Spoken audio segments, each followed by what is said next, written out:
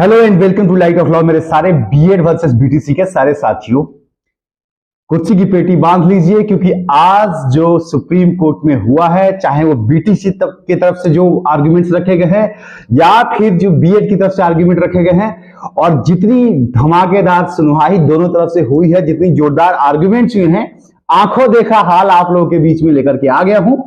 और अब बताऊंगा, आप लोग बहुत सारे लोग जो है ना बीच बीच में लगातार मैसेज करते हैं क्या चल रहा है, क्या क्या। यार कोर्ट रूम के अंदर बैठे रहते हैं, फिर काफी मुश्किल होता है वहां से आपको क्या बता दें क्या हो रहा है क्या नहीं हो रहा है। फाइनली जो सुनवाई हुई है वो बहुत तगड़ी हुई है, और मैंने जैसा आप लोग को पहले बताया था, टोटल सेंट्रिक जो है मामला एनसीटी के ऊपर ही रहा है, राजस्थान के जजमेंट के ऊपर है। साथ ही उत्तर प्रदेश, बिहार, बंगाल, उत्तराखंड, इन सारे राज्यों में जो टेट के ऊपर मुकदमे लग गए हैं, जो हाई कोर्ट्स के अंदर मामले चल रहे हैं, इन सब की वजह से एनसीटी ने जो कह दिया कि पूरे देश में भर्तियां जो है इस मामले की वजह से पेंडिंग है। काफी बड़ा विवाद। एक तरफ एनसीटी की इस मान्यता पर कि क्या एनसीटी के पास ये अधिकार है, बीटीसी के वकील ने जहां ये सवाल सीधा खड़ा कर दिया कि एनसीटी के पास क्या ये अधिकार है कि वो एकेडमिक इंस्टीट्यूशंस में जो है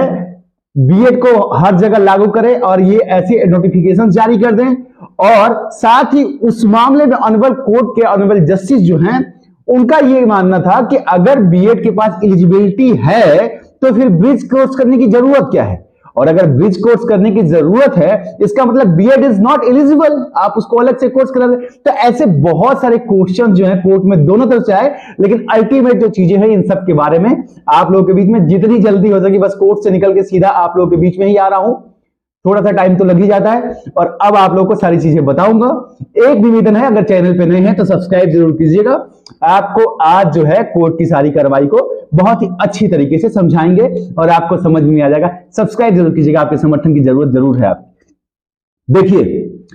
सबसे पहले जो है राजस्थान के जजमेंट को ही सेंट्रिक करके सेकेंड हाफ में सुनवाई शुरू हुई कि क्या राजस्थान में जो प्राथमिक शिक्षकों को बाहर कर दिया गया ऑनरेबल हाई कोर्ट के जजमेंट के द्वारा, उसमें एनसीटी ने यह कहा कि हमारा ये अधिकार क्षेत्र है, हमें जो है सेंट्रल एजेंसी है, हम केंद्र ने हमें यह अधिकार दिया है कि हम जो है मान्यता तय करें। और साथ ही शिक्षा जो है वो कंक्रीट लिस्ट का सब्जेक्ट है। आपने पढ़ा होगा, सूची एक होता है राज्य का, एक होता है केंद्र का, और एक होता है समवर्ती सूची, मतलब कंक्रीट लिस्ट, जिसमें राज्य और केंद्र दोनों कानून बना सकते हैं। लेकिन क्लैशेस की स्थिति में जो है केंद्र की जो नीति होगी, केंद्र के जो कानून होंगे वही मानदेय होंगे, उनको ही माना जाएगा। इस बात को उठाते हुए एनसीटी ने यह कहा कि हमने जब इसको दे दिया है, हमने जब दे दिया था उसके बाद भी ऑनरेबल हाई कोर्ट राजस्थान ने हमें बाहर कर दिया बीएड को, हमारे तय करने के बावजूद, जबकि हम जो है एक केंद्रीय एजेंसी हैं और कॉन्क्रीट लिस्ट के ऊपर हमारी बात रखी जानी चाहिए। और इसमें तमाम एक्ट्स जो हैं, आरटी एक्ट से लेकर के अलग अलग एक्ट जो कॉन्स्टिट्यूशनल होते हैं, उनका हवाला एनसीटी ने दिया। साथ ही एनसीटी ने यह भी कह दिया कि हमारे अधिकार क्षेत्र के हिसाब से हमें यह तय करने दिया जाए कि क्या कहा जाए। इस पे ऑनरेबल कोर्ट में ऑनरेबल जस्टिस ने कहा कि आप ये बताइए कि क्या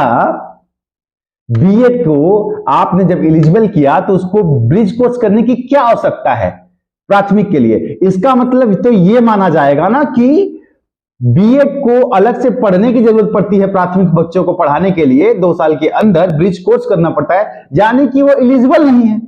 और दूसरी बात ये थी जो बीटीसी के वकील ने उठाई, पते की बात, जो पॉइंट पे मारा कि उनके पास तो सिर्फ यही एक भर्ती है, और उनके अगर वहां 200 की ही भर्ती है और वहां पे 400 पहले से बीटीसी के ही लोग खड़े हैं, तो क्या उसमें बीएड जो है उसमें आएगा तो उनकी सीटों का क्या होगा। यह सवाल था कि हमारे पास तो एक ही भर्ती है। और साथ ही एनसीटी जो है एकेडमिक इंस्टीट्यूट्स के ऊपर इस तरीके से रेगुलेटरी कैसे कर सकती है। ये टीचर रखना ना रखना ये राज्य का अपना मामला है, तो उसमें ये एनसीटी पूरे राज्य के ऊपर, पूरे देश के ऊपर, हर राज्य के लिए एडवाइजरी कैसे दे सकती है। अब इस सवाल में थोड़ा बहुत जहां बीटीसी जो अपनी आपको रिवीजन कर रहे थे, थोड़ा स्ट्रेंथन कर रहे थे, वहां पे एनसीटी और बाकी बीएड के वकीलों ने एक ट्रूप का पत्ता निकाला और उसी के सेंट्रिक जो है पूरे के पूरे आर्गुमेंट को घेर के रख दिया, और ये होता है कानूनी दांवपेच। उन्होंने ये कहा कि हम इन सारी बातों पे बात करना ही नहीं चाहते कि बीटीसी में क्या है, बीएड में क्या है, ये सारी बातें करनी ही नहीं है। हमारा मानना यह है कि एनसीटी जो है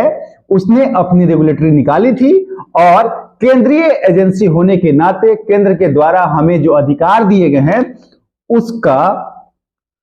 यूज करते हुए, इस्तेमाल करते हुए हम जो हैं हमने ब्रिज कोर्स के द्वारा बीएड को अपने प्राथमिक शिक्षक में लिया है, और ये हमारा अधिकार है, और इसलिए जो है हम अपने अधिकार के अंदर ही अपना इस्तेमाल किए हैं, और ये हमारी इच्छा है।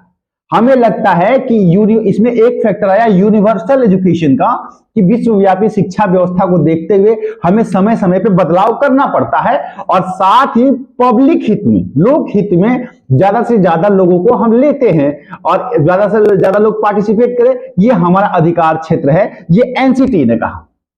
हालांकि ऑनरेबल कोर्ट इनकी बातों से बहुत ज्यादा सहमत नहीं थी, लेकिन यहां एक चीज आप हमेशा ख्याल रखिए कि जहां मामला केंद्र वर्सेस राज्य का आ जाए, जहां मामला सेंट्रल किया जाए, उसमें ही साथ में जो है बिहार, जो मैंने आपको बताया था कि बिहार,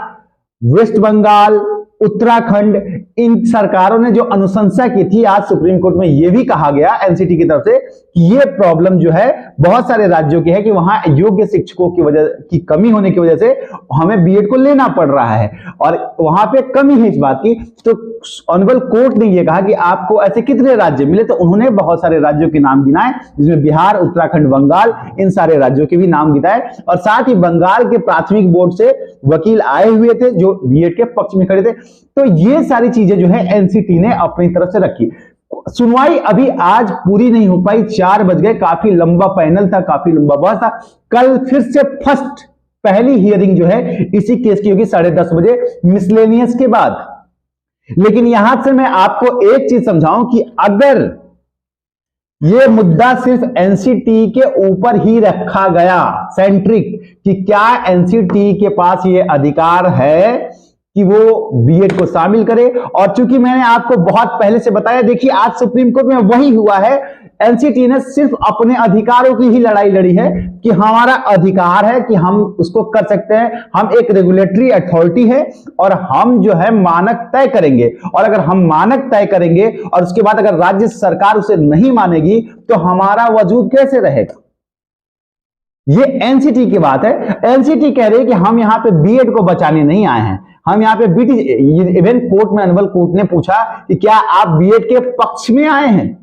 तो एनसीटी ने बड़े साफ शब्द में जवाब दिया कि ना हम बीएड के पक्ष में हैं, ना हम बीटीसी के पक्ष में हैं, हम यहां पर आए हैं अपनी पॉलिसी जो हमने बनाई है उसको डिफेंड करने के लिए,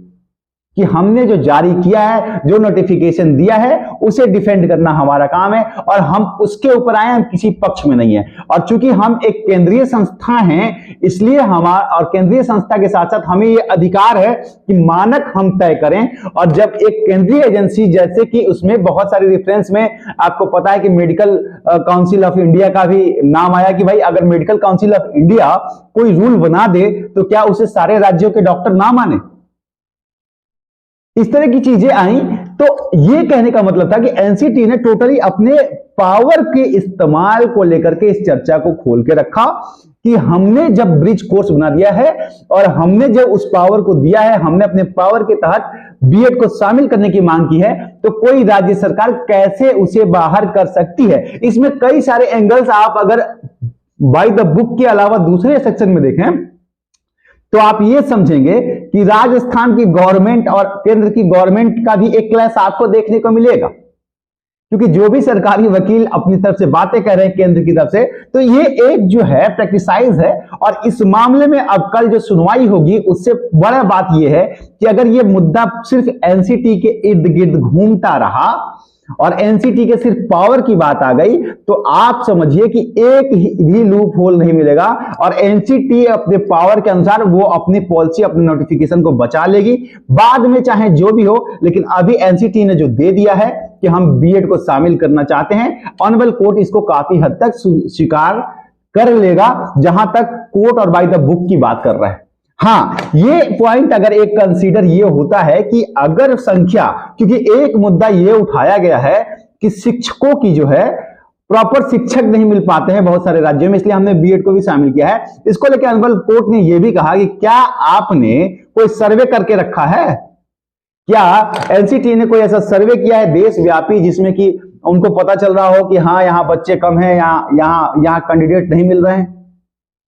तो इस मामले में एनसीटी के पास कोई सर्वे नहीं था। हाँ, उन्होंने राज्यों के एग्जाम्पल महाराष्ट्र से के अलावा अन्य जो भी राज्यों ने इस बात की अनुशुति की थी कि बीएड को शामिल किया जाए, उनका हवाला जरूर दिया है। और हो सकता है कि कल इससे संबंधित डॉक्यूमेंट भी, दस्तावेज भी कोर्ट में वो रख दे कि हमारे पास बहुत सारे राज्यों की रिक्वेस्ट भी आई थी कि प्राथमिक शिक्षक में बीएड को शामिल किया जाए, और उसके बाद हमने लोकहित में यह फैसला लिया।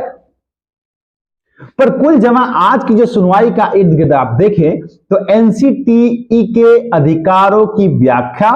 और क्या एनसीटी के पास ये अधिकार है या नहीं है, इसी पे चर्चा हो रही थी। और इसमें ऑनरेबल आप देखें, अगर यहां तो बीटीसी के वकील से भी ऑनरेबल सुप्रीम कोर्ट ने ये पूछा कि क्या